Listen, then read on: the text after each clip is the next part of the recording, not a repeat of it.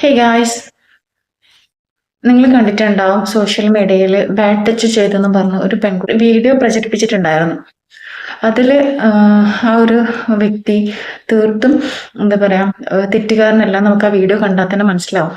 ഏതൊരു ചോറ് തിന്ന മോനും അത് കണ്ടാൽ മനസ്സിലാവുന്നതേ ഉള്ളൂ.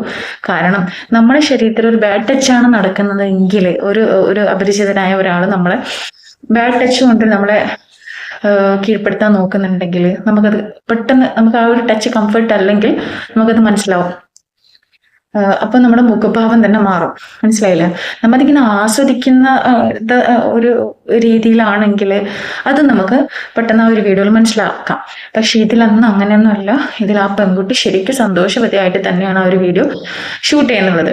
അതിൽ തന്നെ മനസ്സിലാക്കാൻ നമുക്ക് എന്ത് ആ ഒരു എന്താ പറയാ ആ കുട്ടിക്ക് വൈറലാകാൻ വേണ്ടിയിട്ട് തന്നെയാണ് ഫേസ് വരെ മാസ്ക് വരെ ഇടാണ്ടാണ് ഡയറക്റ്റ് ആ കുട്ടി ഇങ്ങനെ പബ്ലിക്കില് ഫേസ് കാണിച്ചിട്ട് തന്നെയാണ് ഇത് പോസ്റ്റ് ചെയ്തിട്ടുള്ളത്.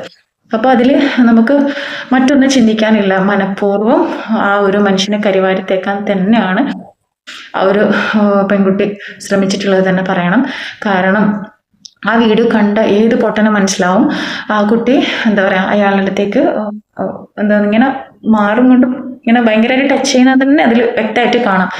അതിന് ശേഷമാണ് അയാൾക്ക് അങ്ങോട്ട് പോകേണ്ടതോ അതുപോലെ എന്താ പറയാ ഒരു ജസ്റ്റ് ഒന്ന് ടച്ച് ചെയ്യുന്നുണ്ടില്ല എന്ന് പറയുന്നില്ല. പക്ഷെ അത് അറിഞ്ഞുകൊണ്ടാന്ന് എനിക്ക് തോന്നുന്നില്ല. ഈ കുട്ടി ഫസ്റ്റ് അങ്ങോട്ട് ടച്ച് ചെയ്യുന്നുണ്ട്. അപ്പൊ അതില് ഇപ്പം റസൂൽ തന്നെ നമ്മളോട് പറഞ്ഞിട്ടുണ്ട് ആണുങ്ങൾക്ക് വികാരം കൂടുതലാന്നുള്ള കാര്യം. അപ്പൊ നമ്മൾ പെണ്ണുങ്ങളാണ് കുറേയൊക്കെ സൂക്ഷിക്കേണ്ടത്. നമ്മൾ പെണ്ണുങ്ങൾ തന്നെയാണ്. നമ്മുടെ ശരീരം അതുപോലെ ഏത് രീതിയിൽ നമ്മൾ കൺട്രോൾ ചെയ്യേണ്ടത് നമ്മൾ സ്ത്രീകൾ തന്നെയാണ്. പിന്നെ ഒരുപാട് പുരുഷന്മാരെ കുറ്റം പറഞ്ഞിട്ടൊന്നും യാതൊരുവിധ കാര്യമില്ല. അപ്പൊ നമ്മൾ തന്നെയാണ് നമ്മളെ സൂക്ഷിക്കേണ്ടതും. മനസ്സിലായില്ലേ? അതിൽ ഒരുപാട് സ്ത്രീകൾ എന്താ പറയാ ഇത് തെറ്റാണെന്നുള്ള ഇത് കൊണ്ടുവരാൻ നിൽക്കേണ്ട. നമ്മളെ ഇസ്ലാമികപരമായ നിയമത്തിൽ ഈ ഒരു ഘടകം പ്രതിപാദിക്കുന്നുണ്ട്. മനസ്സിലായില്ല? അതുകൊണ്ട് മാത്രം എടുത്ത് പറഞ്ഞതേ ഉള്ളൂ. അപ്പം ഈ കുട്ടി സന്തോഷവതിയായി തന്നെയാണ് ഈ ഫ്രണ്ട് ക്യാമറയിൽ വന്നിട്ട് ഈ ഒരു വീഡിയോ ഷൂട്ട് ചെയ്തിട്ടുള്ളത്. അതിനിപ്പോൾ ആ ഒരു വീഡിയോ പബ്ലിക് ചെയ്തതിന് ശേഷം ആ ഒരു വ്യക്തിക്കുണ്ടായ മാനനഷ്ടം ഈ കുട്ടി നികത്തി കൊടുക്കുമോ? ഒരിക്കലും ഒരാൾക്കും എന്താ പറയാ നികത്തി കൊടുക്കാൻ പറ്റാത്ത മാനഹാനിയാണ് അദ്ദേഹത്തിന് ഉണ്ടായിട്ടുള്ളത്. മനസ്സിലായില്ലേ? അപ്പോൾ ഇതുപോലുള്ള വീഡിയോ എടുക്കുന്നതിന് മുമ്പ് നിങ്ങൾ ആ ഒരു വീട്ടിലുള്ള ഒരു വ്യക്തികളെയും കൂടി നിങ്ങളതിൽ എന്താ പറയാ ഒന്ന് ചിന്തിച്ചു നോക്കാം. അതിൽ നിന്നല്ല ആ ഒരു വ്യക്തിയുടെ വീട്ടുകാരെയും കൂടി ചിന്തിച്ചു നോക്കാം. തെറ്റല്ലാണ്ടാവുന്നില്ല. പക്ഷെ ഇതുപോലെ ചെയ്യുന്ന ആൾക്കാരുണ്ട്, ഇല്ല എന്നല്ല. മനഃപൂർവ്വം വന്ന് ടച്ച് ചെയ്ത് ബാഡ് ടച്ച് ചെയ്തിട്ട് പെൺകുട്ടികളെ ഇതുപോലെ വേണ്ടാത്ത അടുത്ത് അവിടെ ഇവിടെ ടച്ച് ചെയ്യുന്ന ആൾക്കാരും ഉണ്ട്, ഇല്ല എന്ന് ഒരിക്കലും പറയുന്നത്. അറിഞ്ഞും കൊണ്ട് അറിയാതെയൊക്കെ സംഭവിക്കുന്നത് നമ്മളത് മൈൻഡ് ചെയ്യാതെ അങ്ങ് വിടുക വേണ്ടത്. അല്ലാതെ ഷൂട്ട് ചെയ്ത് ഇതുപോലെ പബ്ലിക്കിൽ വന്നിടുമ്പം ആ ഒരു വ്യക്തിക്ക് ഉണ്ടാകുന്ന മാനഹാനി ഒരിക്കലും നികത്താൻ പറ്റാത്തതാണെന്നുള്ളത് കാര്യം നിങ്ങൾ മനസ്സിലാക്കാം. അതുകൊണ്ട് എന്തായി ആ ഒരു മനുഷ്യന്റെ ജീവൻ ഇന്ന് പൊലിഞ്ഞു, ജീവൻ നഷ്ടമായി. അദ്ദേഹം ആത്മഹത്യ ചെയ്തിരിക്കുകയാണ്. ആ ഒരു കുട്ടി ചെയ്ത വീഡിയോ മനംതൊന്ത് അദ്ദേഹം ആത്മഹത്യ ചെയ്തിരിക്കുകയാണ് ഗൈസ്. ആർക്ക് പോയി? ആകെയുള്ള ഒരു മകനാണ്. ആ മകന് അച്ഛനും അമ്മക്കും പോയി. നാട്ടുകാർ കുറച്ച് ദിവസം ഇതിനെ കുറിച്ച് പറയുമായിരിക്കും, പിന്നെ അത് സ്റ്റോപ്പ് ചെയ്യും. പിന്നെ അവർക്ക് പിന്നെ സംസാരിക്കാനും അതിനെക്കുറിച്ച് വേവലാതിപ്പെടാനും ആവലാതിപ്പെടാനും വീട്ടുകാർ മാത്രമേ ഉണ്ടാവും. മനസ്സിലായില്ലേ?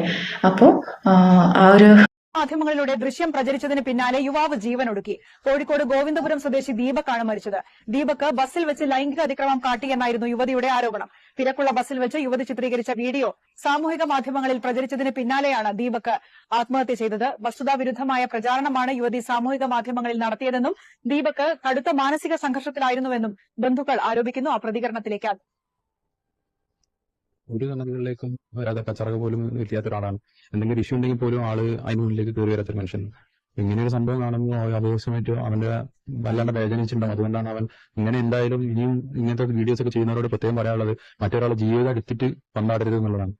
എന്താണ് റിയാലിറ്റി എന്ന് അറിയാണ്ട് ഒന്നും പോസ്റ്റ് ചെയ്യരുത്, ഒന്നും ഷെയർ ചെയ്യരുത്. അത് റിക്വസ്റ്റ് ആണ്. കൂടുതലൊന്നും പറയില്ല. ഇനിയിപ്പോ പോയത് ഇവർക്കാണ്. ആ കുട്ടിക്ക് ഒരു വീഡിയോ എയർ ചെയ്തതുള്ളൂ. പക്ഷെ പോയത് ഈ ഒരു അച്ഛനമ്മയ്ക്ക് മാത്രം. അവർക്ക് വേറൊരു ആരുമില്ല. അവർക്ക് ഒരു ജോലി പോലും ഇല്ലാത്ത ആൾക്കാരാണ്.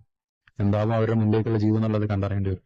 ആ കുട്ടി അതിന് അത് ഒരു കണ്ടന്റ് ക്രിയേറ്റ് ചെയ്യാനായിട്ട് മുന്നോട്ട് വരാണ്. അത് അവർ വിജയിച്ചും ചെയ്ത കാര്യത്തിൽ നഷ്ടപ്പെട്ട ഞങ്ങൾക്ക് കിടക്കുന്നവർക്ക്